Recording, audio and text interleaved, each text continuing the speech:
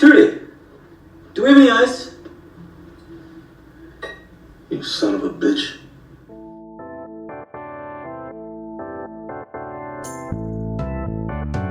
Anyway, sometime in the summer of 48, no, 1932.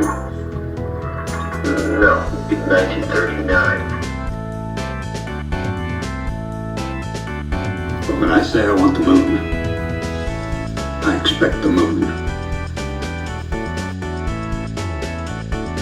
Because he was caught with chewing gum on his pubis.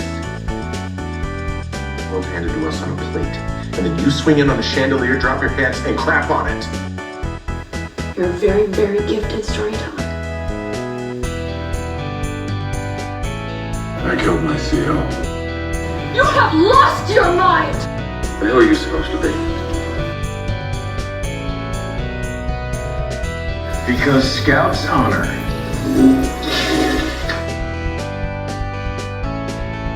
This is my business. I mean business! Hello and welcome to Blowing Smoke, the officially unofficial Mad Men podcast, where we dive into each and every episode of one of the very greatest pieces of televisual storytelling ever. So sit back, relax, and smoke them if you got them, because this right here is the Cure for the Common podcast. We're your co-hosts, Kyle and Levi Huffman. I'm Kyle. I'm Levi. Here we are for episode 4 of the pod, episode 3 of Mad Men. I think we're just, from here on out, let's just refer to it as whatever the episode is, because it'll be a little easier. Yeah.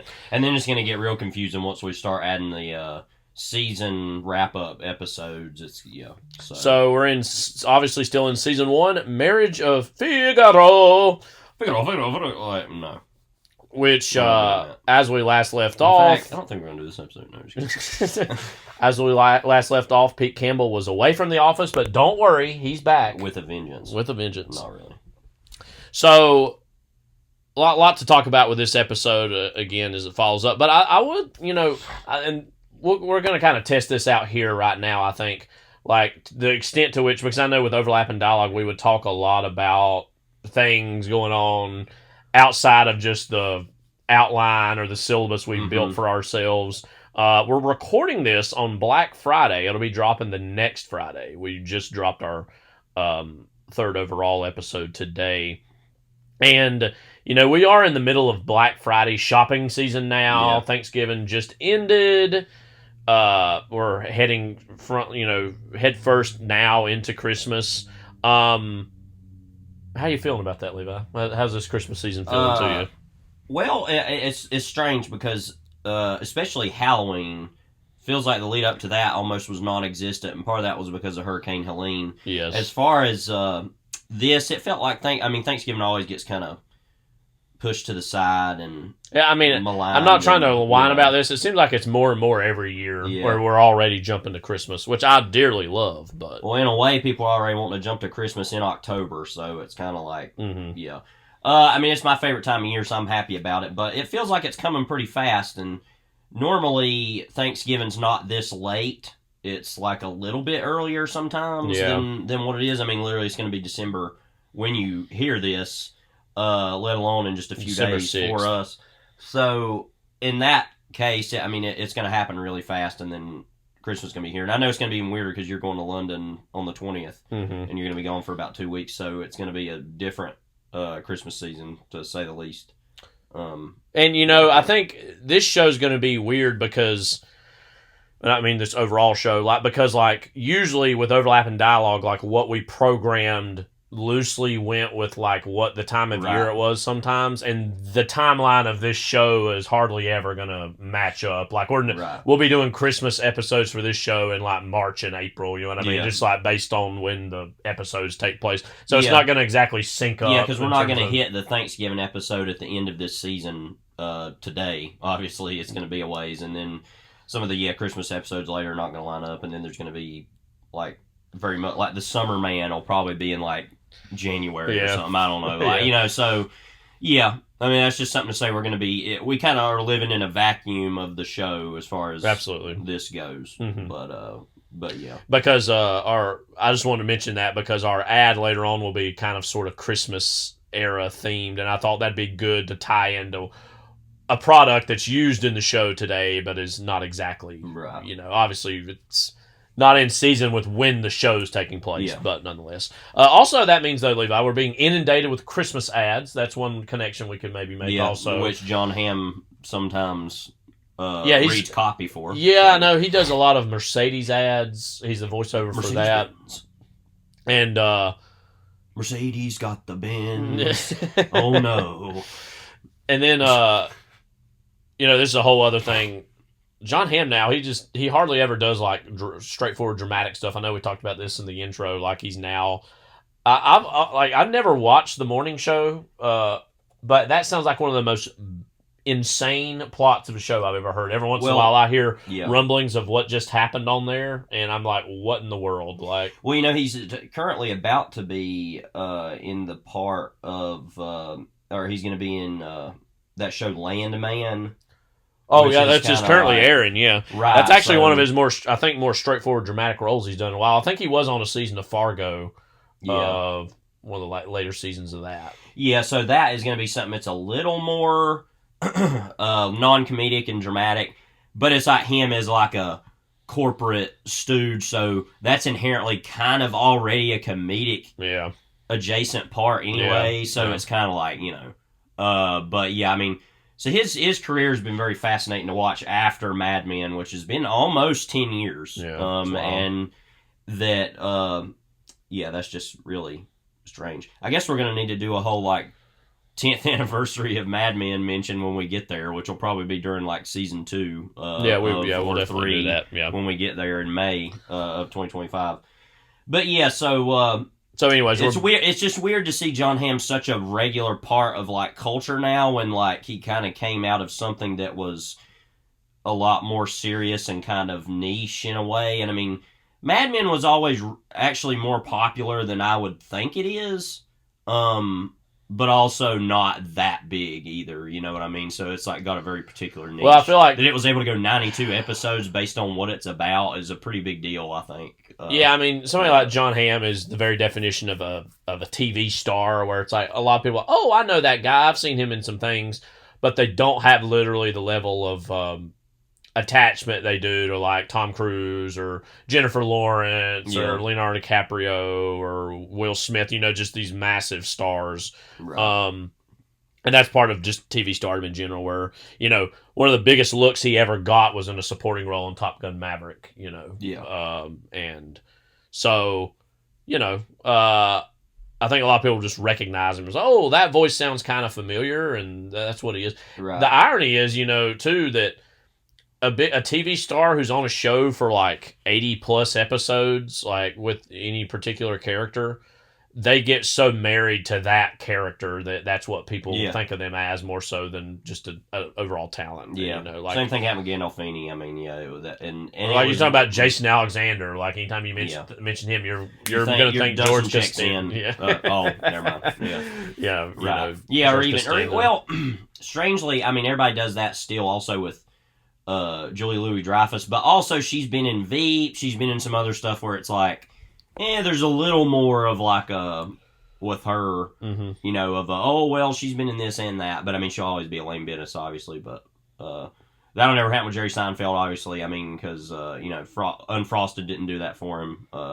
Michael Richards, he'll forever be tied to both Seinfeld and screaming the N-word, and then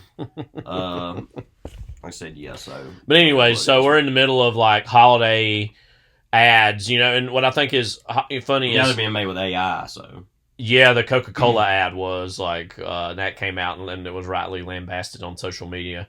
I don't know. I kind of liked it. I'm kidding. It sucked. It was awful. Well, and we talked about why would a company like Coca-Cola, who has all the money in the world, has all the goodwill in the world, when people think of Christmas, literally Coke plays a prime role. I was about to say primitive.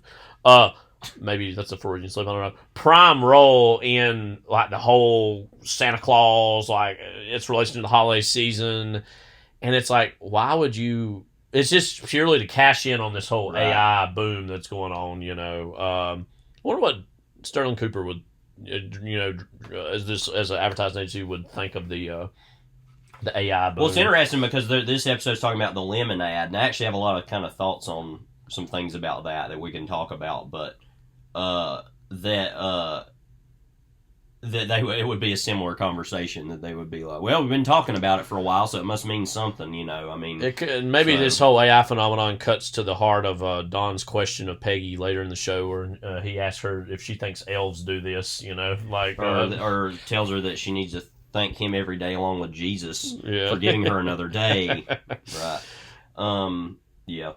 Anyway. What kind of sensations do you feel when you watch the whole holiday ads that start inundating you around this time of year? It's like pure cynicism, which I think is what advertising usually brings out of us. There's always those one or two that kind of tug on your heartstrings, and you're like, oh, that. And then it's like, GE, and it's like, oh, okay. Like, you know what I mean? It just doesn't have any real... Yeah. I'm not going to be like, I've meant to take this. I saw Tom Robbins' quote, great author. Right. We've only read one of his books, Still Life with Woodpecker, and that is a real from title, our general area. Yeah, but he's from Blown Rock. Yeah. And then he lived in Washington State for a while, but I think he moved back. I don't know, but I don't know. I haven't seen him in a while.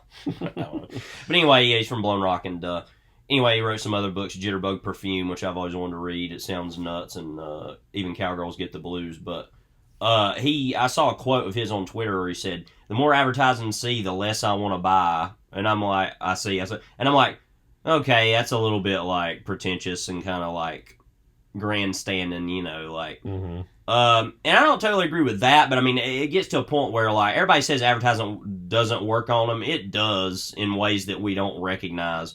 But at the same time, I just don't really think about it anymore. Mm-hmm. I mean, which is weird considering my favorite show ever is about advertising. I don't really think about advertising very much. But it's especially troubling when you watch a show like this. I'm saying this in a good way, but it's especially troubling when you watch a show like this and you see the people behind advertising and how broken and pathetic they are. It's like, yeah, I mean...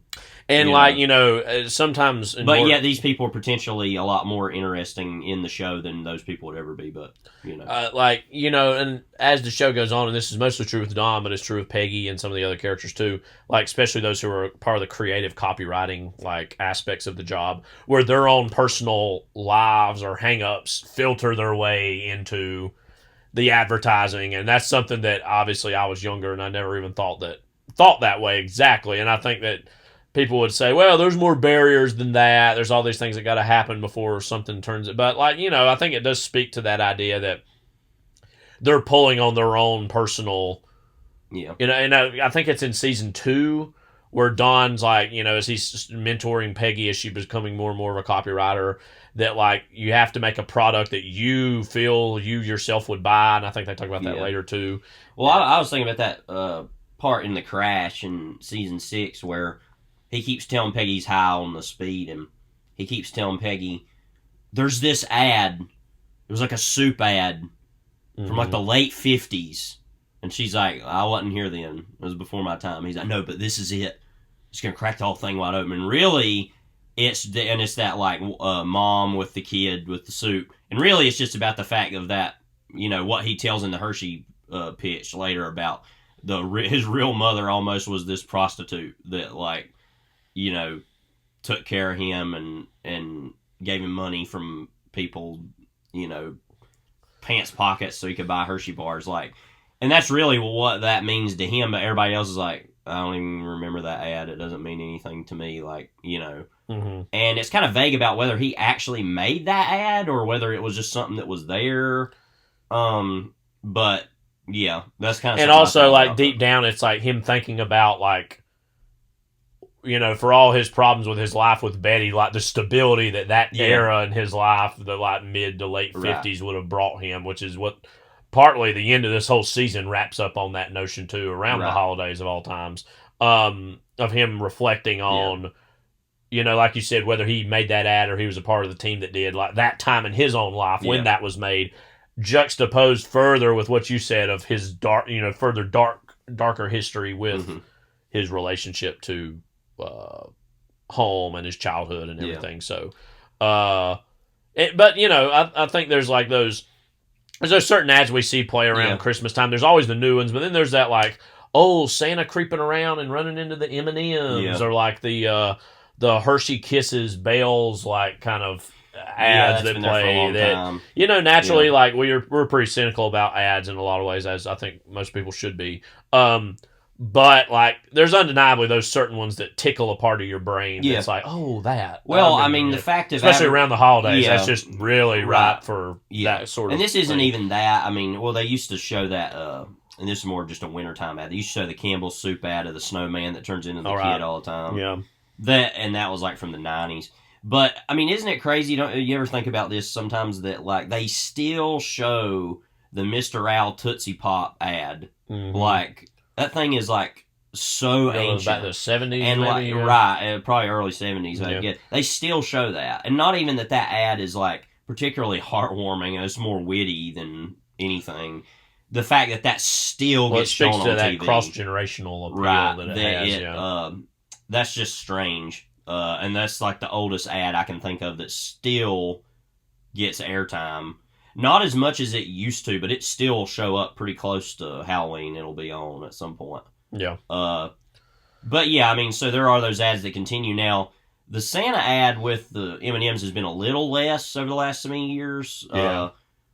But yeah, there still are some of those ads they continue to show a lot. I did see recently they finally reshowed that Campbell's ad about the soup can that follows the kid home from the supermarket. Mm-hmm. I'd seen that again recently. Yeah. But yeah, there aren't a whole lot of ads that are like that old anymore. Everything's pretty new. So it is always something to think about. Yeah, that does speak to somebody that they keep.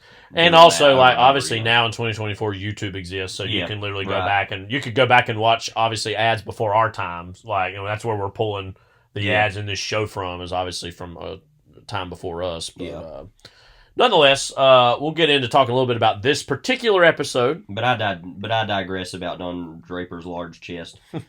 That's next episode. But Season 1, Episode 3, Marriage of Figaro, originally aired on Thursday, August 2nd, 2007.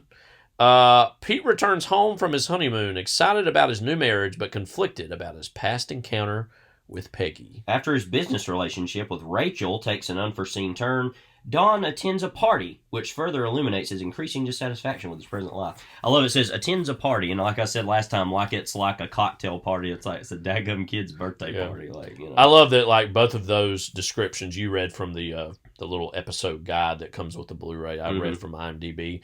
They're both about Pete and Don's respective miseries. Yeah. And you know what's funny is like they both are like, especially Don, like, you know, looking at the train and being like, you know, and there's a lot of that's been written about him and his relationship to suicide as a phenomenon, which we'll explore over the course of the show. I was reading that and we've mentioned this before, I think, but to just definitively say, whenever we talk about it, we've been reading through the Mad Men Carousel book, written kind of by companion Matt Zoller Seitz recap. Mostly, it's like the latter parts of it are basically his actual reviews as the episodes were coming out. Then he went back and then he went back and wrote other ones that he didn't cover. I don't know at what point that starts, but but he mentioned that about the fact he was sitting in the car in the river, and it's funny because I've seen this episode a lot, and I've never drawn that conclusion that he was going to commit suicide. I just thought he was just miserable, and you know what I mean? Like, that's something I've never. And it seems stupid to say that. Well, out loud, I think that moment is more ambiguous than maybe, Right. and I think Matt Zoller Seitz is one of our great critics. Oh, yeah, so I'm not necessarily critiquing what he's saying. I think that moment is open to enough interpretation of not just suicide, but you know, we'll see this more so. I think that might be like more what we're thinking about at this phase of the show if you've only seen these first 3 episodes. But knowing what the arc of Don is, of him always wanting to run away and go somewhere else, I think that can also be interpreted in that moment in terms of him just like, I just want to go I want to jump on a train and go. I mean, and it's treated ambiguously enough because what's beautiful is none of it's said through words. It's all said through Ham's acting, the mise-en-scene, the sound design, like... So it doesn't definitively say that, but I mean that's definitely an interpretation. Well, that can and be him had and the idea of him jumping on the train is very much part of that, like, literal oaky lifestyle he kind of grew up the hobo along with. Yeah. Well, that's its own problem. Along with, and also showing that he's kind of thinking back, maybe I can do that, and then also probably thinking, well, that didn't work for anybody that I knew, and kind of him going, well, I guess I'll just go back home and get the kids a dog and make Betty look like trash, like, you know. And it's just like, I do remember once, I can't remember who it is, I think it was one of the ladies at the Ringer at some point was talking about that moment where he's like sitting there looking at Betty and is like such a SOB. Yeah. Like, look at him, like, you know, he showed up the woman. Like, you know. Yeah. And I don't remember who said that, but I remember somebody saying that at some point. And it made me laugh because I never exactly thought of it that way. There's a decent chance that was Amanda Dobbins, right? I think maybe. But I was thankful for a female's perspective on that because I had never really thought of that way. And then now that's what I always think of. That he's like, yeah, like, you know, that's terrible. But yeah, so yeah, I think that and that's what's great about the show is it's so pregnant with so many types of meaning.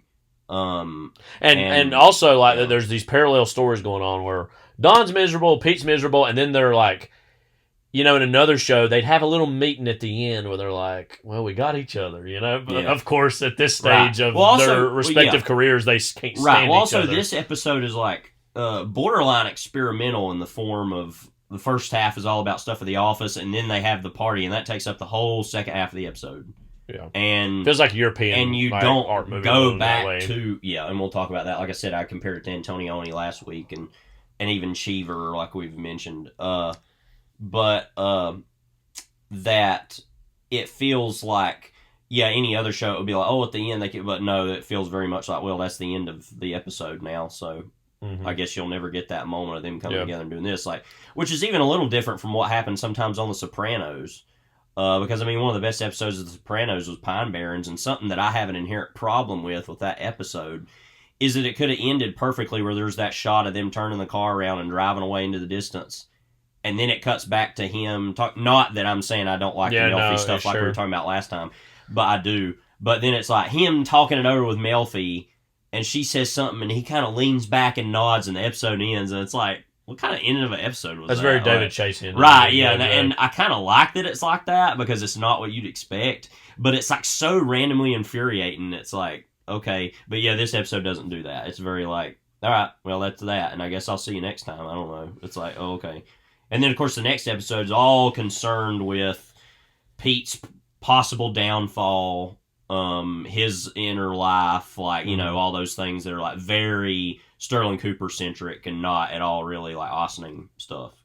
So it's actually a lot easier now to think of that as to call it Ossining and Sterling Cooper makes more sense of like, and then eventually it'll get more complicated than that in the later seasons because it's like Don in the city and everything, but we'll worry about that when we get to it. Yeah. But anyway, by the way, just while I'm thinking about it, I mean, I think it's interesting. There's like a season hanging out there where it's like Don's season 4 apartment is like, right, you know, and then like, I mean, that literally like is like his like I'm divorced phase, right, or like I'm separated and going to be divorced phase of the show. You know what I mean? Where it's like this, you know, this syrup tastes funny. That's rum. Like you need to read labels. Yeah. But anyway, I just think that's random. That's something I think about sometimes. Is the season 4 Don apartment is so pathetic in every way. It's well, like, and we'll talk about it as we get there. Season 4 feels like, you know, they're going to be in a new office. Right. I mean, that feels like a very abrupt change. And then obviously the question of like,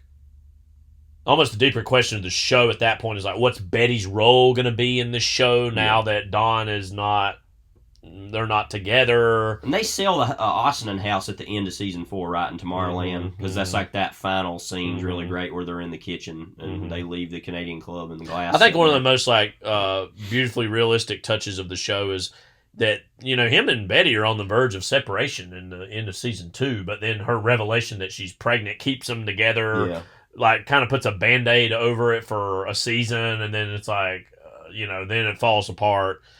And then I think, you know, again, the whole Betty choice, and we'll talk about this more later, I feel like I say that a lot, is, you know, will or won't she stay with Don, especially the JFK assassination, everything's up in the air, and she's like, no, I do definitely want to, no, I'm gone, you know, that obviously Henry Francis is introduced by that point too, but, and like, it just feels very like giving Betty obviously a moment of agency that she had been kind of robbed of for the whole earlier part of the show. And then, you know, like there's that moment where it's the JFK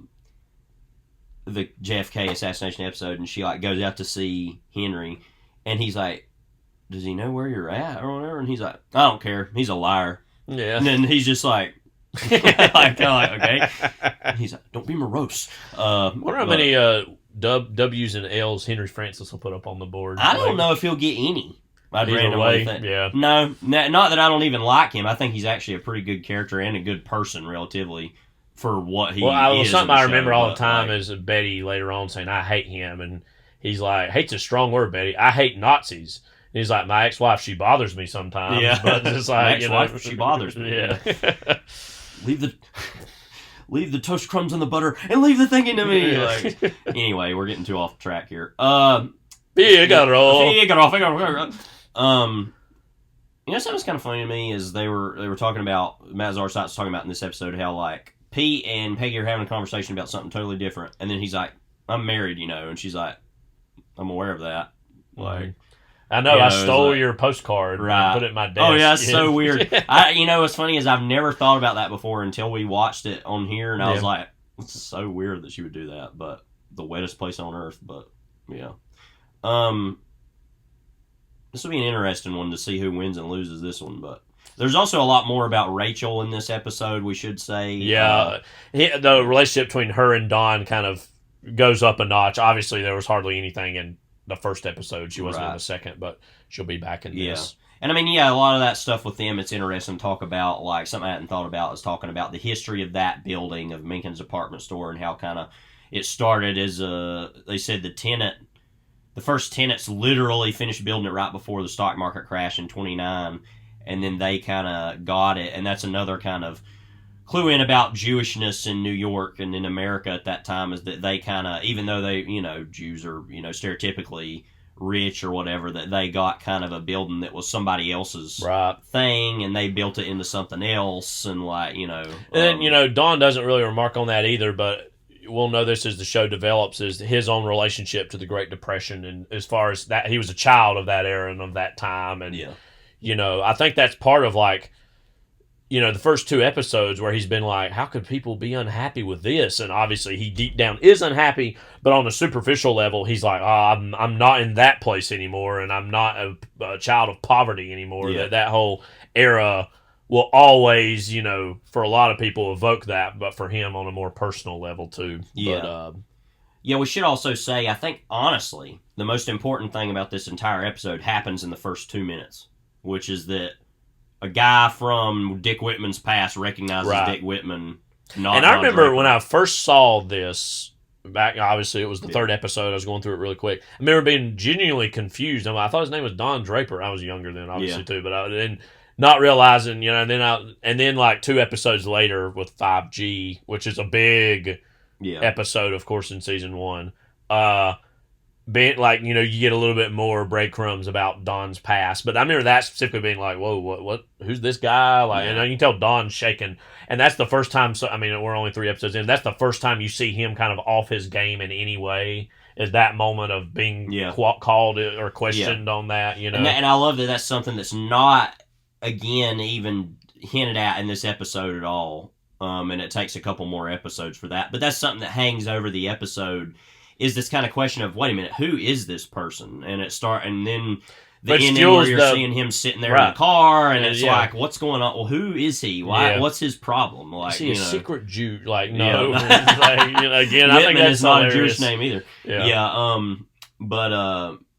So that's like obviously a really big moment. But so there's actually a lot that happens in this episode. It's kind of interesting for like how broken and kind of fractured it is in parts. There's a lot going on here. So before we get into it, though, we're going to take a brief station break. And again, this one is brought to you by Kodak Brownie 8mm camera. Now, again, while this episode does not quite take place at Christmas time, it is, you know, and it's not even the exact same camera Don's using, by the way. Let me just say that. But also, another thing to mention here is that, I think we might have mentioned this last time, this party sequence.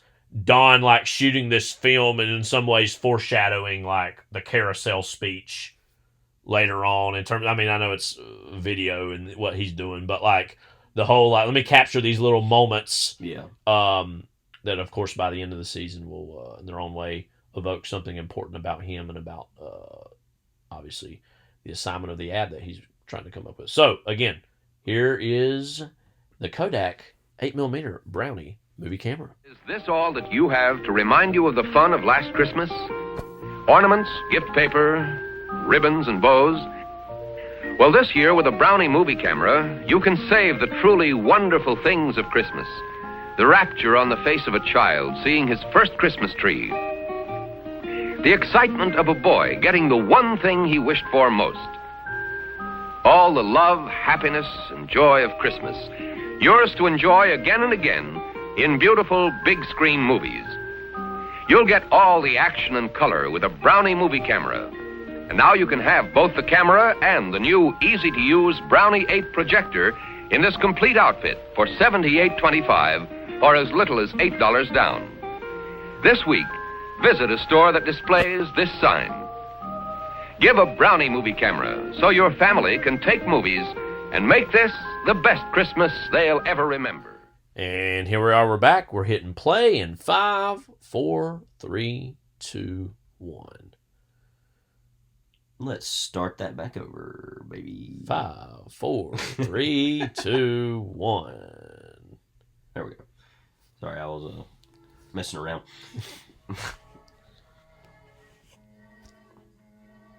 There's no funny. He's just standing in the Yeah, office, just like stands there looking watches it all ahead, just crumble. like This is like, like, really. really? Is this a figment of your imagination? We don't have time to talk about that. Well, we have already on our other show. Special guest appearance by John Slater. This was still while he wasn't Right. officially a series regular, which will change, of course. But The going falling on him. Is it all happening in his head? I don't know. this is the first episode not officially credited to Matthew Weiner by Tom Palmer. It's written by. Here's Don looking at So the this lemon ad in particular, I think, is interesting because it's, when 50s-esque ads started to look more like the 60s. Yeah. He's all immediately looking around like, oh my God, am I Yeah. on candid camera? Is John Quinones going to jump out? Yeah. Do you think he even remembers him? Or Maybe barely.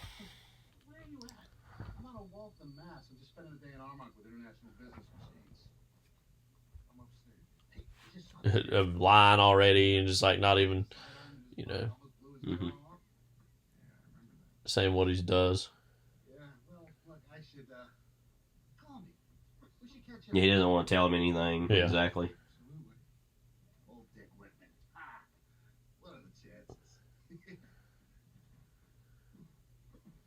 But yeah, I like what you said that you're starting to get a little bit of that 60s countercultural element to the ads a Yeah. little bit, like kind of going out of the 50s. He thinks it's funny. Yeah.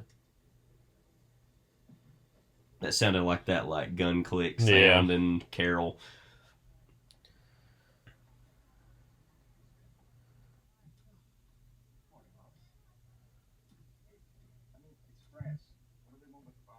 Kenzie's the guy that talks to the African Americans. Yeah. Okay.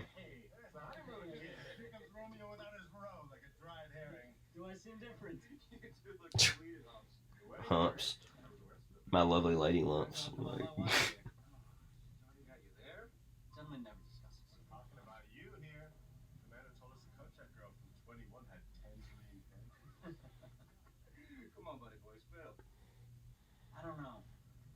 Oh, already pizza change, man.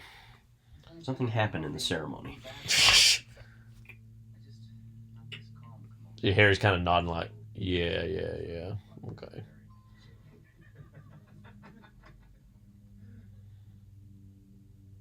And Hollis was laughing, by the way. Yeah. Inside. It's like, oh, those whites, they cut up real good. Oh. Welcome back, Mr. Campbell. Oh, hey there. The ring's like catnip. Like, who'd want some of Harry Crane's? What I want to know. For a second. He's back. Good morning.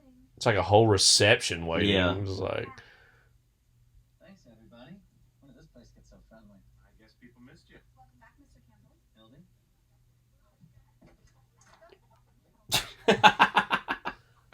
Close the door. So bad. Like, Who put the Chinaman in my office? this is so like, wow. okay. Just the shock of it. Chinaman in the office. Like, and he's like, anyway. That could have been the name of the episode, too. Yeah. An Oriental family to be in Mr. Campbell's office. Someone will finally be working in there. That's funny. I forgot about that. I love, too, like, he just does not like these little games. Like, you Yeah. know, it's just like, okay. Well, meanwhile, he's still thinking, I've been seen. Yeah. Literally, that's what's going on with him. Like, Yeah. you know. You need a minute? You must to keep moving this C-core laxative discussion. Like, even though you lost the last episode, like. I love anyways. He's like, playtime's over. Let's do this. I love, see what we did to Campbell's Yeah, office? here He's we like, go. Whatever, I don't care. Yeah. Reliable would make me doze off if I wasn't so blighted by the scourge of constipation. What can I say? I'm blocked. Told you It's you funny. didn't think that was funny. How about C-Core? Satisfaculent. Stay in the art department, Sal. I'm just saying we can be funny, like those Volkswagen people. You see this yet? I have. I don't know what I hate about it the most, the ad or the car. You know, they did one last year, same kind of Smurf. Remember, think small? It was a half-page ad and a full-page buy. You could barely see the product. I don't get it. Elvis just got back from West Germany. Why not put him in it? They must be getting results. First mention of Elvis in Yeah. this show, which, you know, obviously 60s And Elvis being is in not the seen army. as the Yeah. apex of Elvisdom, but You seen this?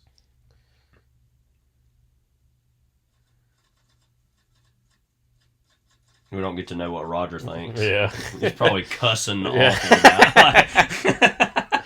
Somehow brings up the Japanese and Pearl Harbor Yeah. for no reason. Just like, So that's a German company. He's like, yeah, see? Yeah. It's like, oh, I should be on the list for the meeting. I like that blue suit.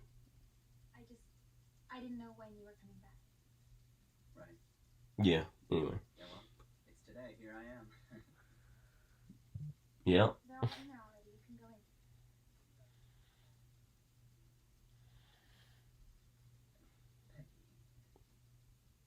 Pegster. The Pegalina. When I came over that night, you know, before. I was there. You weren't, but I was. I know.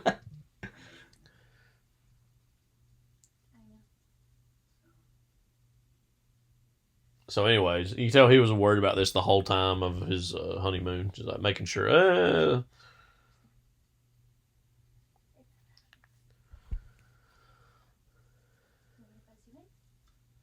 The door looks a little bit open. Roger's probably still cussing.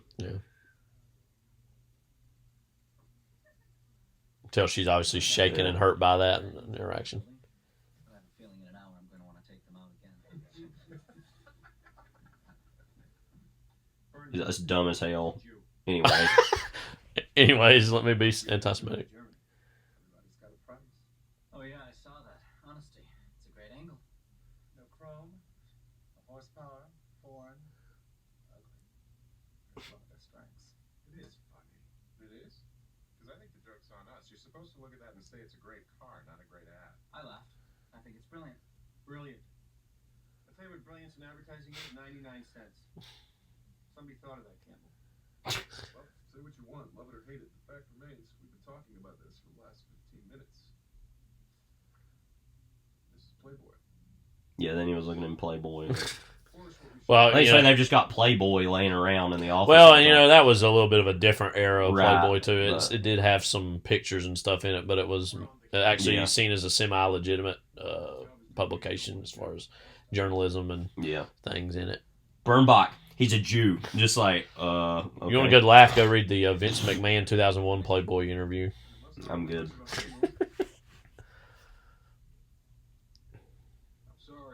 I'm sorry, welcome back. We're so happy to have you. It's pretty swell.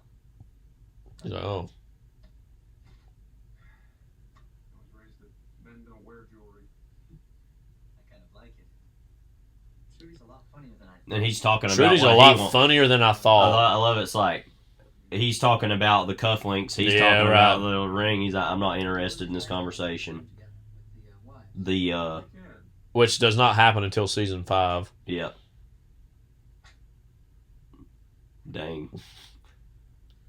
And that's a big L for him, that episode, if you recall. Pete. Yeah. Oh yeah. That's the He's L already of he's Ls, already right? like got that written in, etched in stone. Right. The plaque's already up. Oh, yeah. Like, you know.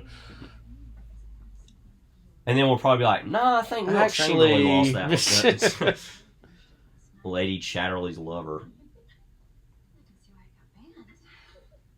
Be so shy about it. It's literature. That is a huge pocketbook, Joan. Well, it's got a change of clothing and a toothbrush in it. Ah, oh, Jess. Have you read this, Peggy? I don't think that's a good idea. There's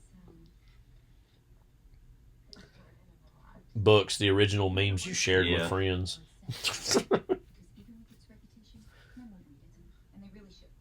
I don't care if it's 500 years old. It's another testimony to how most people think marriage is a joke. They rip a lot of clothing. Yeah, it's a fantasy. And you know, we haven't really said this yet. Joan is unmarried Yeah. here in the beginning, and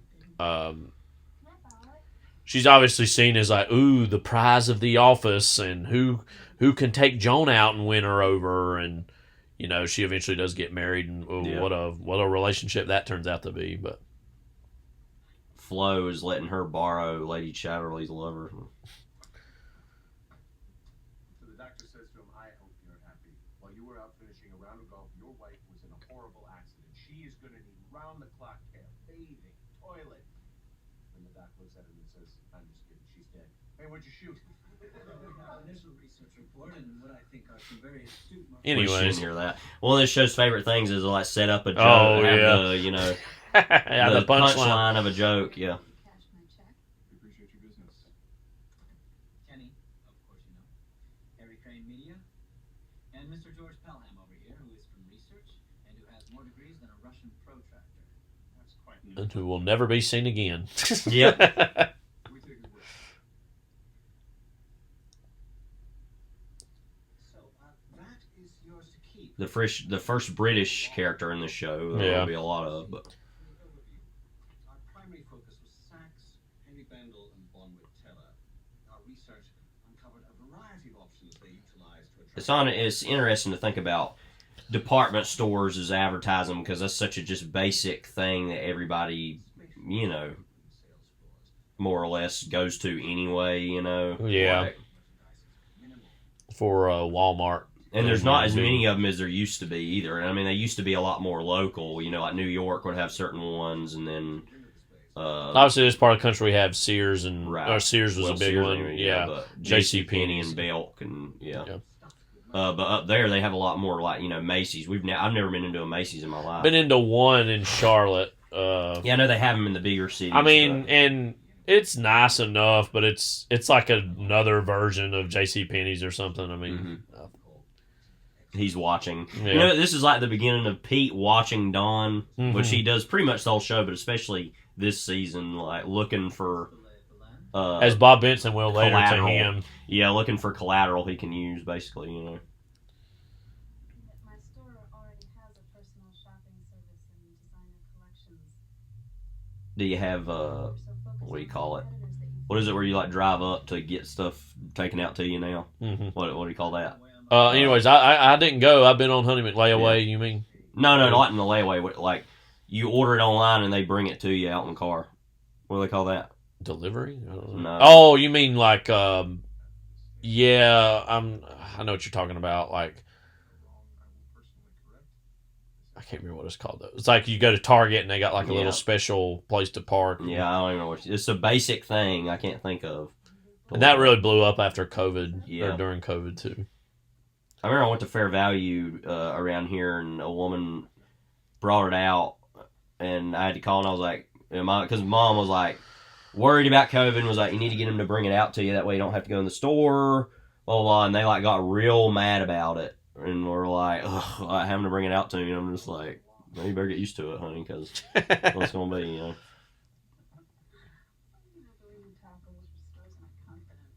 I have a deep voice.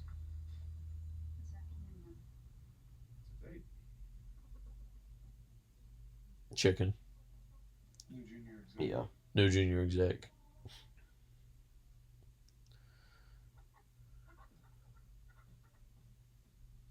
Changing her store could take 6 months or a year if I know what's good for me. What was that in there? What? Donna Molly Goldberg. Did you see that? Yeah, I caught it. Molly Goldberg. Everybody always jokes about it, but I've never seen Draper really turn that switch on. I guess you liked her. What would you do? Batman. So he's like, reference there. he's up to something. You are really putting the junior and junior executive. Look, you're married now. So Molly Goldberg, that's a character from the Goldbergs serial comedy drama radio show. Gertrude Berg was the one who played her. You mean something on the side? No, I mean enjoying the company of women in the limited way a married man can. That's all we have, really. Oh, to flirt during a meeting. That's our big whoopee. Like, I guess on some level, I always thought Draper was the same way. Draper. Who knows anything about that guy? No one's ever lifted that rock. He could be Batman for all we know. Mr. Campbell, your wife's on the phone. Shit on the couch.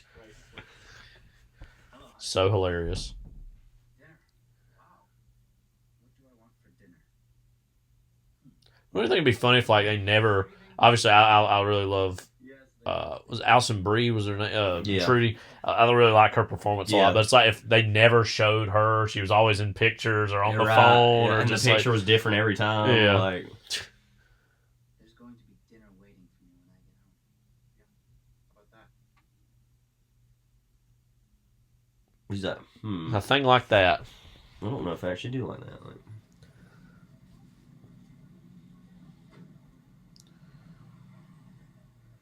yeah, and this is like a weird situation because it's like partly like It's a good genuinely.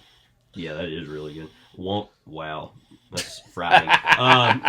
Like to see, what it looks like, but also like wanting to have a. By the way, did you notice how they had instead of meet cute Yeah. in Matt Zarsat's radio wrote meet hostile. Yeah.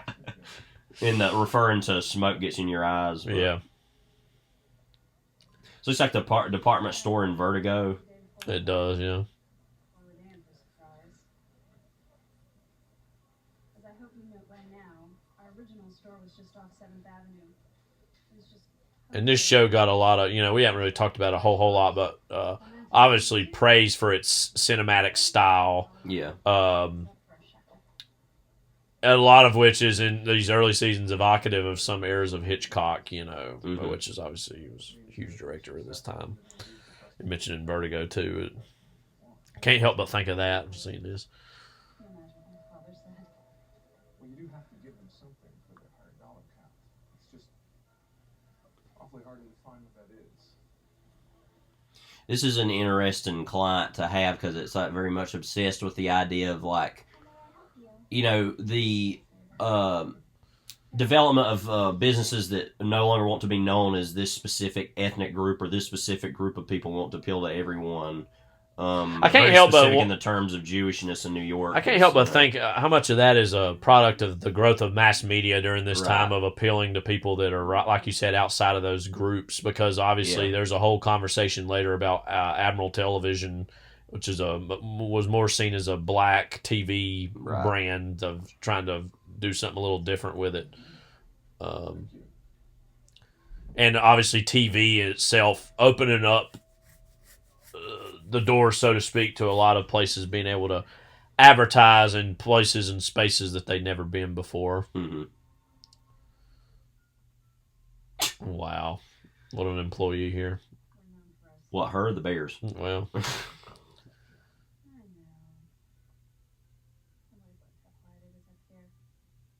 Well, that might explain the lack of customers. I can see the charm, but the room is too dark, too old-fashioned, products are cold. People look wonderful. It's a shame we're going to have to lop their heads off and ruin your favorite part of the store. He killed his CO, you remember?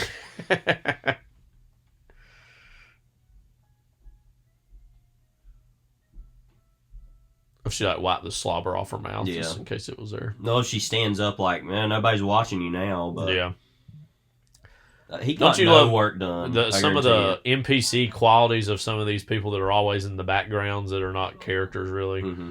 And then they're going to Lansky's Deli. he's like, I've had enough of Jews for today. It's like, Pete, whoa, baby, like, you look nice. Yeah. Well, you don't, so. You look like a scumbag. You look like a scumbag because you are. Well, she's like, my favorite part of the store is where they keep the daggum, like, guard dogs at. Yeah.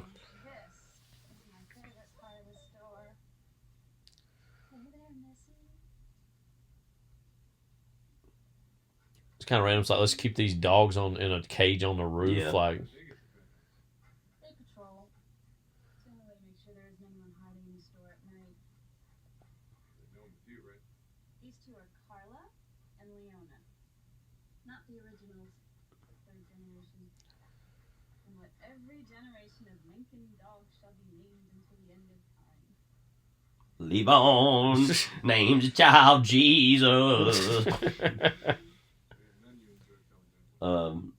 Kind of talking about the tradition with the family plan. The mentioning of the third generation dogs, and further ties her to the like immigrant story of her ancestors being immigrants, and this desire on her part to be. This is him thinking about later when he gets Sally the dog. Yeah, but like. Her inherent desire of why she wanted to go to Sterling Cooper, because we want to be known as an American department store company, not a Jewish, and in quotes, the inherent bias in the culture of that time that those two things can't be the same. And her sister, of course, comes back in the 7th season. Yeah. I know Sight said in his recap that this looks like a comic book movie or something with the backgrounds, which I'd never thought of before. But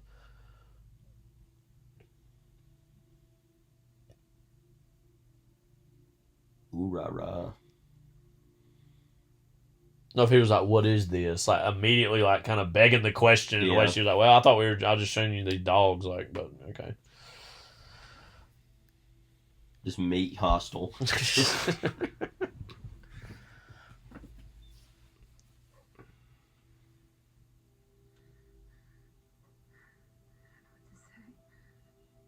Say yes.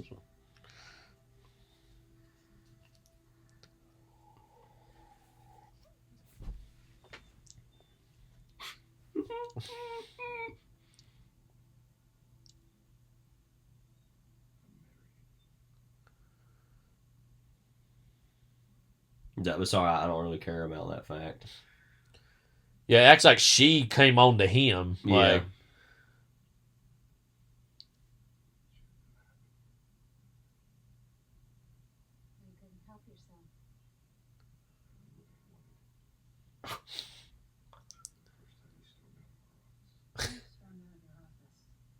He's like, oh yeah. Oh crap, yeah.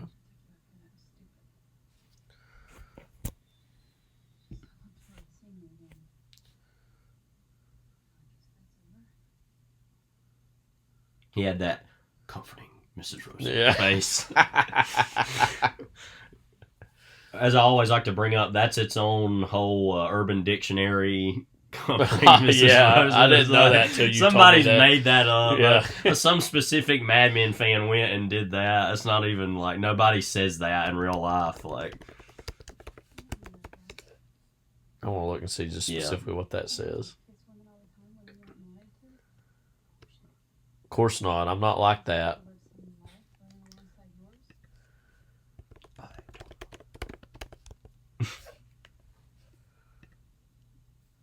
Euphemism for sticking your dick where it doesn't belong. Origin: Don Draper's explanation to his daughter Sally after she walked in on sleeping with a neighbor. Where have you been? Oh, I was just comforting Mrs. Rosen. All night long, she was really upset. Back on the train. Who's going to see me as the fraud now again? And it turns out, I mean, ultimately, it's going to be himself. Yeah, ultimately, he's the poster child for imposter syndrome. Yeah. Not to mention the other syndromes. Yeah. The Andromeda strain. I mean, I took some L's today. This is going to be my first C-Corps laxative award? Mm-hmm. Like, Excuse me. You dropped your paper. So I'm not Dick Whitman. Like, Yeah, it's like, what? Okay. I always love sometimes in movies and TV, and you see it later in this show, like how fussy the train car people. I gotta punch the ticket. Yeah, like, it's like, dang, it's my whole And job. He gave him a look. You see him? Yeah. Like, screw you, man. Scumbag. Brood. Let me brood a little bit. Let me do my nightly brooding right now. Like, And now we have the party yeah. part of the episode. Vampiric Yeah. beginnings. It's like kind of like casual vampiric vibes.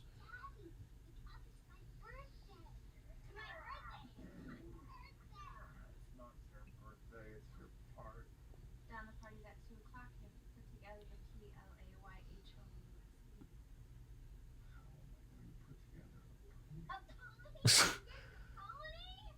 Remember the Seinfeld pony remark episode? So every great show has to have an early episode talking about ponies. Yeah. Maybe it's a little more of a girl thing, but did you ever want a pony growing No. up? No, me neither. About time to get to work done. It's like, God. Can I do it? This shot has always freaked me out. Like it's like zoomed in, like it's a horror shot. Like he's like, oh my God. It is kind of Lynchian, honestly. Yeah. Like, here he goes. all right, let's go to work. Drink number 1.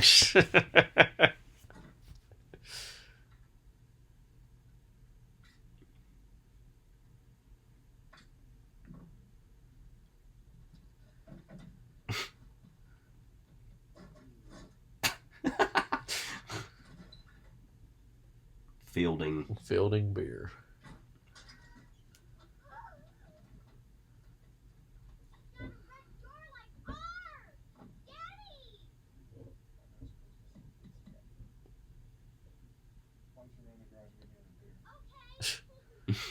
No, we didn't really grow up with this, but you hear stories all the time about kids who had to run and get beers for their dad, or their dad said, "Go get me a beer," sitting in the Your dad never recliner. did that. Well,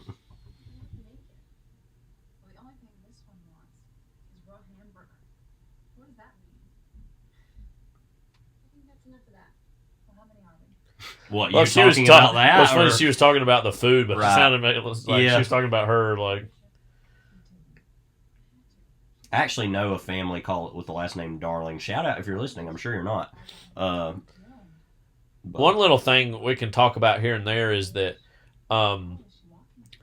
Sally is basically, I think, was born in the show, was born in 1954, which was when Yeah. our dad was born. So not the exact same birthday or whatever, but like one thing to think I've always thought about is that, you know, watching this show is that roughly Sally is our dad's age. Yeah. Now, obviously, boys versus girls, the places they're living in, class, it's a little different, but nonetheless, Yeah. to think about that as we watch the show, generationally speaking. Oh, it's a lot of work I just did. I just don't know. This is that shot I was talking about last episode. Yeah. Just so, like, whatever. That's like beer number 4 that we've seen. Yeah. God, I bet he smells awful. Oh, I always forget about this where he's like, he don't know what to do with, like, the towels and stuff. Yeah. It's like it's all new to him. It's just Like like he's never been in that room before. And I love his hair was already getting into that Don's drunk, stringy right. on the forehead. You didn't use the powder room, did you? It will appear untouched. Everyone's gonna be here soon. the powder room just has to be maintained at all costs.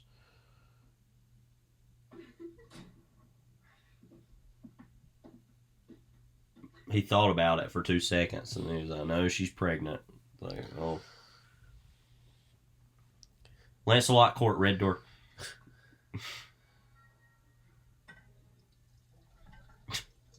Spike in the punch bowl. Or wonder if the kids will get a hold of that. God, that looks awful. Whew. Blue Hill.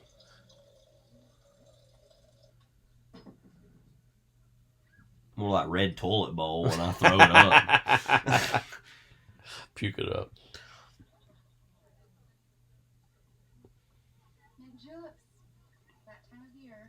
That lady there is a L.A. Noir character. Yeah. There's a lot of those in this show, but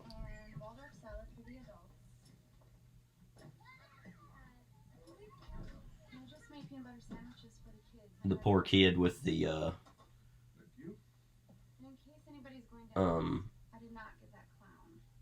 clown with the crutches, and then he's got like a Native American headdress on. It's not the one where they take their clothes off, is it? Who knew that could be boring? Want something a little stronger there, Carlton? I'll manage. We were thinking about you, Don. Oh, yeah? Yeah, I'm Don Draper. TV. It was right in the middle of the news. It was cute. The guy flying with his hat on. Did you do that one? It was so cute. I think the man looks exactly like Henry. Except not as handsome. I haven't seen that. He's like, I literally don't care to talk to you. I don't know who you are. Yeah. I'm gonna tell the joke. Your wife and your lawyer are drowning. You have a choice to make. You go to lunch or a movie. Cool. Let me just say that right with the wives here. Yeah. Hey, I'm missing the ball game. Might as well have some fun. Dang. We got it all. Philip Bryant, our cousin, mentions this moment all the time. Yep, this is it. With Carlton. Yeah. Maybe it's his obsession with sports. He gets a lot bigger as the show goes on. Not in airtime, just in weight. But he made the intro. Yeah, you where know? are you supposed to be? I mean, In response to Trudy in that in that moment. Jack really gets angry anytime someone mentions the vaccine, and I tell him we should be grateful. Oh, what else is new? Second of all, this can't happen to other children. They think they're athletes. I want to say to Chet, I saw you play football in high school. Your son's going to be a tackling type, just like you. Nice. Uh-oh. CTE. Helen Bishop arrives in their lives. Yeah. Arrives in their lives. All these women think of her as like Satan incarnate, basically. So a single woman was a single mother. Like, what? I hate to start. Got Christmas wrapping paper. The babysitter was late, and I still haven't unpacked all the boxes, so this was the only paper I could find. Wait, should be Christmas on. That's like the dumbest thing you could say. Betty, come on. Yeah. Your L, sequel action. No.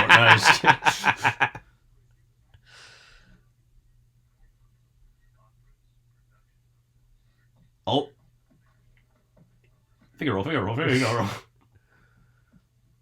pick up the kid from High Top. Oh, and this is Helen Bishop and Glenn. Oh, so they share a moment later about we're miserable. And they're like, yep. I'm like, well. I think too, like Carlton, Chet, early, as she's in this season, like it kind of throws her as a red herring of, oh, Don might have a relationship with her, but turns out that there's some doesn't happen. Hebron sandwiches and a BB gun out in the backyard. Don, can I speak with you? Let's see, I told you about the cake, and oh, can you take some movies this time? Of everyone or just Chief Tiny Tim? You bought that camera and you always forget. Chief Tiny Tim. Wow. That should be a tournament fighter character. Yeah. Is that kid Chief Tiny Tim? I think they also see her as a threat to their husbands Yeah. too. Like, that's another thing. Kids are gonna peck her to death. Did you see her running around in that little Volkswagen? It's kind of desperate. And that won't help her. It's got no back seat. She'll have to find some midget hitchhiker. Dang. Last time I saw one of those, I think I was throwing a grenade into it. Wow. I wish we got more of this guy as the show goes along too. Though, like He was on L.A. Noir too. I think. Yeah. And believe me, those aren't the only giant Or Ian, I should say. Francine, Carlton and I went there on our honeymoon, and all I can say is we were outnumbered. It's uncomfortable. You want to be able to relax. We went to Bermuda on our honeymoon. Pink sand beaches. Where did you go? Oh, I'm sorry. Kind of waited an extra few seconds to make him feel the pain of it. Yeah. Haven't used it since. And I wouldn't give it back, even being with Glenn's father. Is that your ex-husband? Yes. Yes. Hmm. I went to Italy. Yeah. Not on my honeymoon. Right after I graduated from Vermont. We hear about that later. What is somewhere? 3 coins in a fountain. It was right about that time. You must have loved Paris. It's all walking. What do you mean? Just that I've seen you walking around the neighborhood. I've seen you too. When I was driving, I think I waved. Where are you going when you do that? No place. I just like to walk. I think walking was more of like not seen as a recreational thing like it is Although she's now like- back then. But where, though? Yeah, where are you going? Clears my mind. They're acting like she's in the CIA or something. Like, Yeah. Einstein. He's got his hands in everything. okay.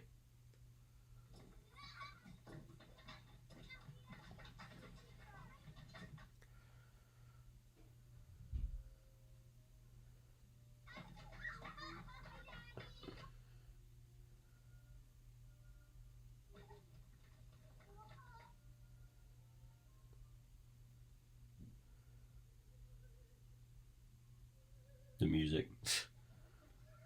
What are you, Frank Sinatra? I was looking for Glenn. Bunch of them ran through. There are the boys. How we doing? The boys. He's like, this is BS. Ain't it? I know your situation, and my heart breaks for that little boy. I have a baby too. You can act strong, but I just want to volunteer. If you ever need someone to throw the ball around from some Sunday, take him to the beach. That would be nice. I'm sure eventually I'll get so used to That shot is like randomly imposing. Like, Just the Yeah. four of us. Then one night you drop us off at the house and walk me in with an umbrella. The kids would go to sleep and we'd laugh about all the funny things that happened at the beach that day. I don't want you telling Francine that I suggested something that I didn't. Well, I'm sorry if I misunderstood. She just kind of immediately saw through him. yeah. Oh hey. Oh, hey, What's yeah. going on? You're not Dick Whitman, right? Like, Yeah, he's like, I'm not Dick Whitman. Like, what? Until he's so bored, he's just like, I'm just gonna start filming everything. Like, I'm sorry that joke earlier. I didn't say it. what is interesting? He's like the one man in there that was like, Yeah. I don't like that. He's like, this is the reality. We're all acting like we have, but we don't.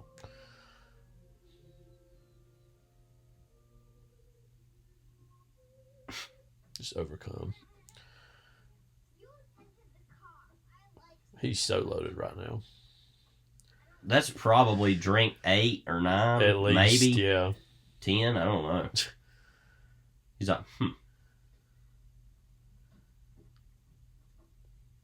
Yeah, he's so drunk. Like,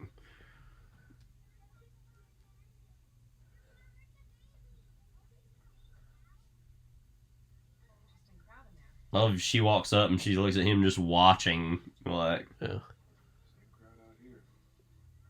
They're all children. yeah. I wonder if old Albert swung his hips like that when he walked. Glenn is so quiet. Not to mention wrinkle. Maybe she has an unpacked. God mighty. Yeah. Like, every little thing. Like, Christmas paper. She works. It has to be hard to run a house too.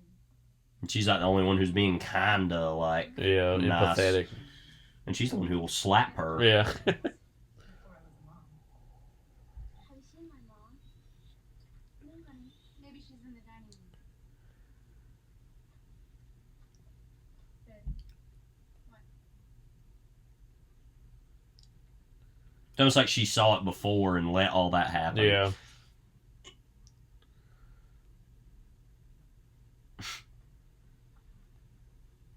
Dad, will you please go to High Top and get the cake?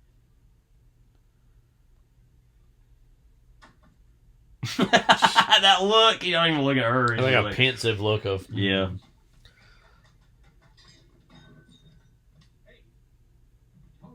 the house. What's going on in here? Kid knocked over a drink. Telling us about a jungle gym. Ernie? Mr. Fairley.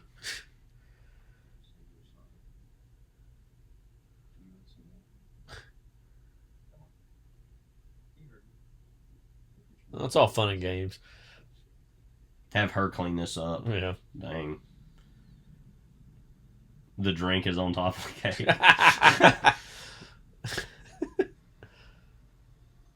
Well, if The you like old walked Don in car. to get the cake with the Yeah, the and they're glass, like, it's yep, that's normal. yeah. Oh, it's Mr. Draper. He's back. He's like, no, Mr. Whip. I mean, who are you? he says that to them. Yeah. When they're like, what? Anyway. When I watched this the first time, I'm like, wait, what? Where's he going?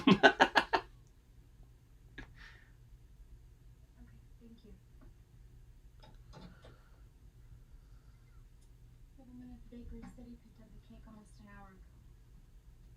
Do you think he had an accident? Let's go. We haven't done birthday cake. There's not going to be a cake. Am I the only one that knows that? Dang, that guy. What a wow. First class heel, and I salute you. Let's go. So I wish I could be like that.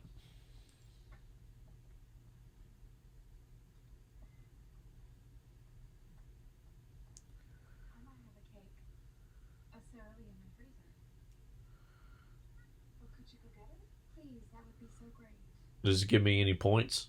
Like, She unpacked the Sara Lee. yeah. They'd be like, ugh. It's like, what's she doing having just a Sara Lee cake in her freezer? Like, what kind of scumbag is she?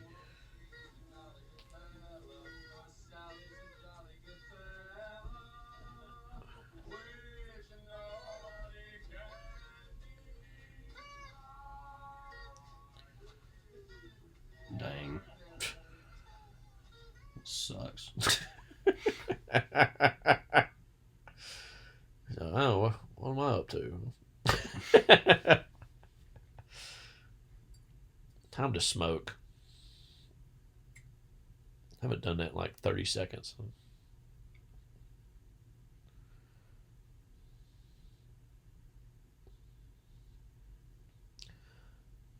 Like sitting in the Wendy's parking lot thinking things over at like 9 p.m. We've all been there.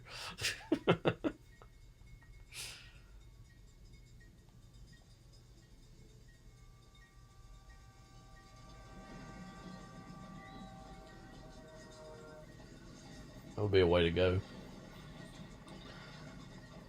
Great shot also there, obviously.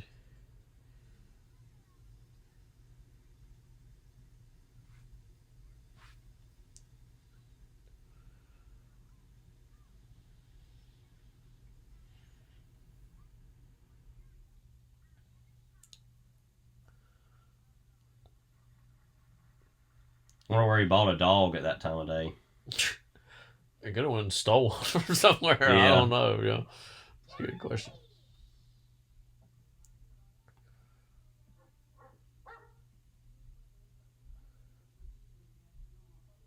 Mommy, look! Daddy got me a doggy! This look. I don't even know what to say. It's that check. Polly doggy. Yeah. I forgot. And the dog's so dumb. It's like, oh yeah, okay. Polly doggy. I forgot all about that. We used to talk about that all the time. He's like, all right, get out of my way.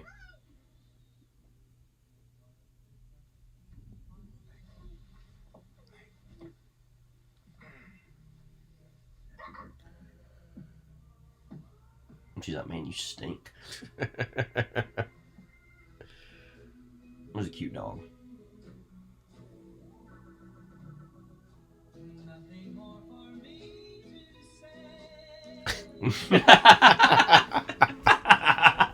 So yeah, got him. Nothing more for him to say. Phil Abraham. Father Abraham. Yes, I have a son. All right, so that's Marriage of Figaro. Figaro. Figaro. All right, Levi. Award. It's time to award. All right. First, we have the Lucky Strike Championship for who won the episode. It's toasted. It's interesting because I definitely know who lost it. I'm pretty definitive on that. I'm going to let you go first on this. Who won? Who won this episode? I think I'm going to go with Helen Bishop on this one. Interesting. She was seen barely in the last episode, I think it was, from outside the car, but this is her kind of introduction into the show. I think she just, at this stage of the narrative, presents like one of the biggest wild cards, and I know like overall, we know that she's not going to be some big recurring character over the course of the whole show. But and she's played by, it literally says it right here, guest starring Darby Stanchfield, I believe is how you say her name. Mm-hmm. Just like an alternative, yet another alternative to femininity in this show. I think that she's not going to be some big recurring character. She's not going to get many chances to win or lose episodes. So, you know what? Let's throw Helen Bishop. And again, her rejecting Carlton and kind of immediately looking through him and understanding who he is, trying to come on to her or whatever. I think she gets the win for me on this one. I'm going to say Pete Campbell. Okay. Now, of course, we know that a great deal of he's obviously this isn't going to matter as much, but I at least appreciate the level of sort of respect that he showed Peggy by coming back and saying, I'm married now, but like he's trying to make amends, in his own way. Now, that's not really the most successful, but he's treating her with more respect than some of the other people are, more or less. Sure. After having not done so in the first episode. And also, that's kind of impressive. To his credit, he's kind of seeing that something's going on between Rachel and Dawn. Right. And so beginning to see things that are happening. Campbell got his first dub. Yep. So, Helen Bishop going to be the last yeah, win very for light. her. Very light. I thought, because, right. there's a lot of these characters they're going to be racking up a lot of stats, and I thought, throw her one for this episode, So, Helen Bishop for Kyle wins the Lucky Strike Championship. Pete Campbell for me. Levi wins the Lucky Strike Championship. Next we have so far, no repeat winners, I guess. No repeat winners? Yeah. No, not so far. All right, Secor Laxative Award for who lost the episode. I'm going to let you go first on this one. They do. Every commercial block on air in the land of Lincoln is clogged up with laxative buys. Who lost? I want to say Carlton, but I don't think I'm going to say that for him. Who lost? I'm having trouble really thinking of like one person who I would say definitively lost. Well, you go first with yours. What you said, Don Draper lost. No question. You say why that is. Well, because, okay, so we laugh at a lot of this, but he is just so miserable in this episode. Yeah. I mean, and the fact that also you're starting to realize he's a liar about his name and his identity, that he literally leaves his family at the daughter's birthday party. Now, he comes back with a dog, but in its own way, that's also to show up Betty in this strange way that didn't need to happen, as like a revenge for making him go through the whole thing anyway. Right. Big L. I would mostly agree with all that. The only thing I would say is like him getting the dog shows how adaptable he is. Now you could say, well, still on a moral and ethical level, that's obviously not good. But like his always being able to adapt to whatever subpar circumstances are being thrown his way. Carlton is a close one for me, I will say. But I think I'll go, you convinced me. I think Don Draper, I'm going to say him also because, again, this is the first time we've seen in the show him start to get rattled and start to lose his bearings a little bit. So I would agree with that. I'd say Don. Okay. So obviously that means we have, just to be clear, we have Helen Bishop winning. Oh, well, we should say, just for both of us, Secor Laxative Award goes to Dawn. And as far as that goes, so yeah, we'll add 2 for him. And then Pete gets 1 one Lucky Strike Championship. And then you said Helen Bishop. Again, she might take an L later on. We'll talk about that later. Yeah. But as far as wins, that's probably going to be it. But so Don's on the board so far the most, both with wins Yeah. and losses. Right. So yeah, 2 and 2 for him right now. All right, so that's the character awards. Let's move on to the Mohawk Airlines plaque for the most shocking moment, event, or line of dialogue. I'm sorry. Am I bothering you? What's going on? I just got off the phone with my brother. It's the strangest thing. Apparently my father was on that plane.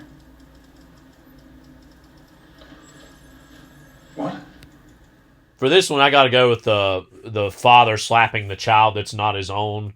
In terms of, again, I think that was a shocking moment at this stage of the show. And there's going to be other little things that the show casually treats, like, which I think it is good for the show, like to casually treat these things that we would now be repulsed by, you know, at this stage in life or of our culture.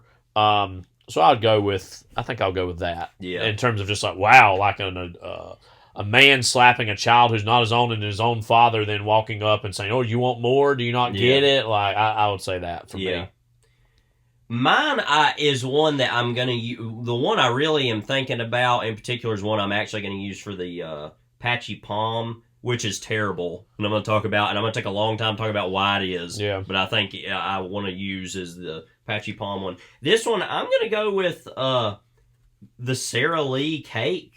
Just looks so awful. It's like, and they put Sally and like whipped cream. It looks so like bad. Yeah, and it's so pathetic looking. And every and time also I it's just see pathetic in terms of it having right. to be used because I'm shocked that there's gambling going on here. No, I'm constantly shocked by that every time I see it. I'm just like, oh my god, that looks so bad. Like, not good. Can't believe this. No. So for the Mohawk Airlines plaque, Kyle has the father slaps child that not his own. I have the Sara Lee cake for that. Just hilarious. Listen to that again. Let's just say this out loud one more time and you listen to how ridiculous all this sounds. The Mohawk Airlines plaque for Kyle goes to father slaps child that is not his own. For Levi, it goes to the Sara Lee cake. Well, that's what you get. So there you go. All right, next we have, and lastly, the Patchy Palm for best cultural reference of the episode. This is Patchy.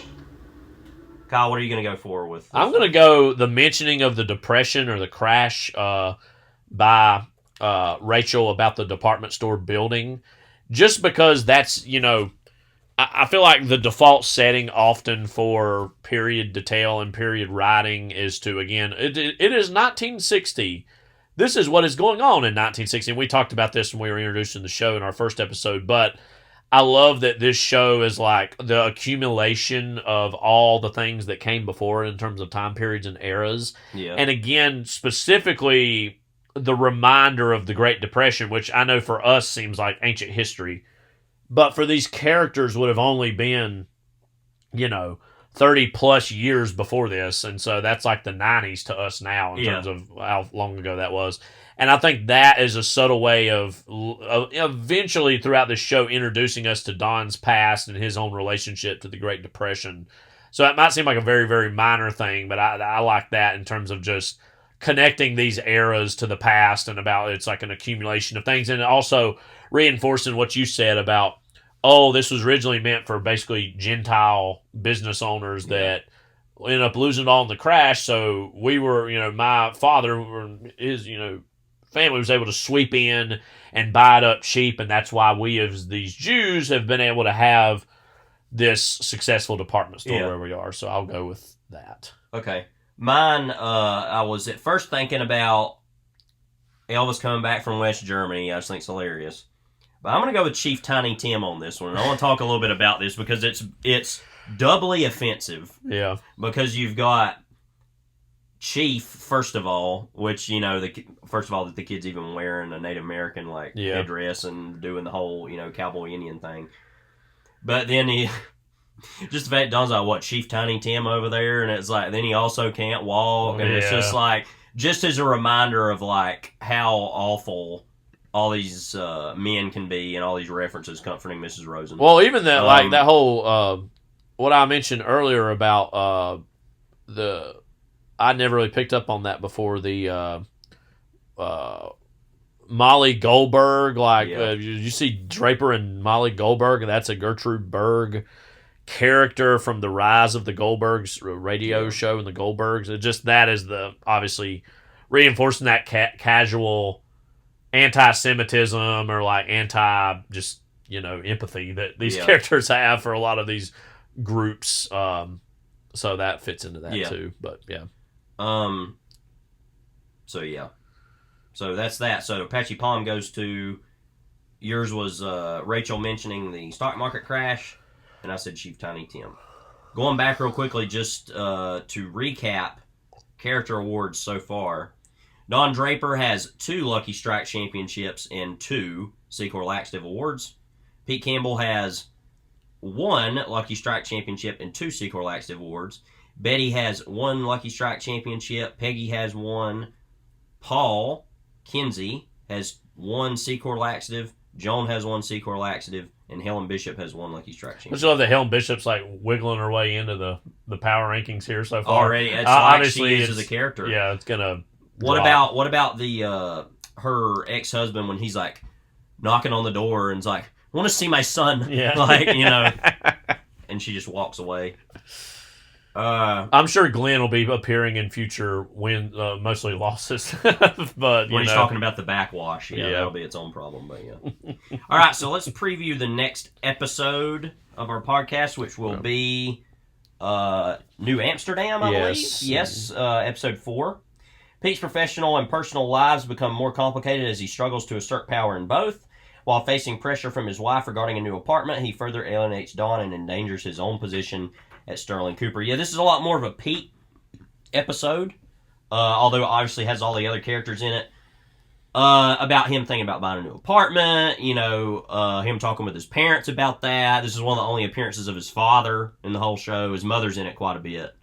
Father with those like really dumb looking shorts. Mm-hmm. I feel like too the name of the episode New Amsterdam is evocative of Pete's status as a member of Old Money. Also, that's going to be a plot point here and there later on. I'll read you what it says here on IMDb's version of that. Mm-hmm. Pete Campbell oversteps the mark when he pitches an idea for ad campaign to the head of Bethlehem Steel without telling Don Draper. Draper wants him fired, but learns a lesson in corporate politics. Pete's wife wants to buy a Manhattan apartment, but he has to approach his cold and distant parents for a loan. Pete's in-laws, however, are more forthcoming. So, that's what awaits.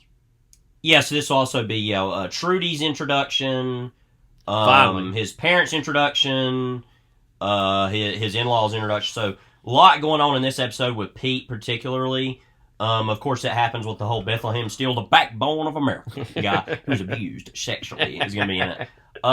Which, of course, we later will have our Bethlehem Steel medal. Yeah. So, will that win it? Probably not. But this is interesting, going to be an interesting one in a case, and we'll talk about this next time, how there's an instance when Don screws up, and he doesn't have what they want. Yeah. And he's then like, I know what you really want to sell me, which is this other thing you have no idea about. And he's like, oh, yes, of course. Like, now, of course, he's able to, like, flip that script into, yeah, that's really kind of what we want, but, pisses everyone off. And, becomes its own mini disaster for Pete that they're able to, he squeaks by, off of that. This is also an instance where you see, in a lot of shows like this, you see stuff like Boardwalk Empire, The Sopranos, The Wire, or Game of Thrones, where there's a culture of violence that's going on. Yeah. That you have situations where this person's definitely dead to rights. Hey, no, you know what? Later, we're going to keep our eye on you. And then he sticks around for, the whole show. Yeah. So this is its own version of that in a show of, like, getting killed off or this or that. Oh, you're going to get fired. And, like, how this show uses that as this, as a different form of death. Right. That it comes up with here and there. And usually it's in the vein of characters that are not that important. Yeah. Or they will come back later. But there are situations like particularly with Sal later, where it's like that is effectively a death that he has to suffer based on. So there are instances of that happen throughout this show, and this is the first big version of that, where it's like somebody's in deep peril and is able to get out of it ultimately and hang around. So that is a way of this show asserting itself as that's its currency of that type of storytelling is different. Yeah. Which 5G also will reassert in its own way too. But absolutely. So that does it for this episode of Blow and Smoke. This is Kyle. This is Levi. Take care. God bless. Everybody doesn't like something, but nobody doesn't like Sarah Lee. Everybody doesn't like something, but nobody doesn't like Sarah Lee. Everybody doesn't like something, but nobody doesn't like Sarah Lee. Everybody doesn't like something, but nobody doesn't like Sarah Lee. Everybody doesn't like something, but nobody doesn't like Sarah Lee. Everybody doesn't like something, but nobody doesn't like Sarah Lee. Everybody doesn't like something, but nobody doesn't like Sarah Lee. But nobody doesn't like Sarah Lee.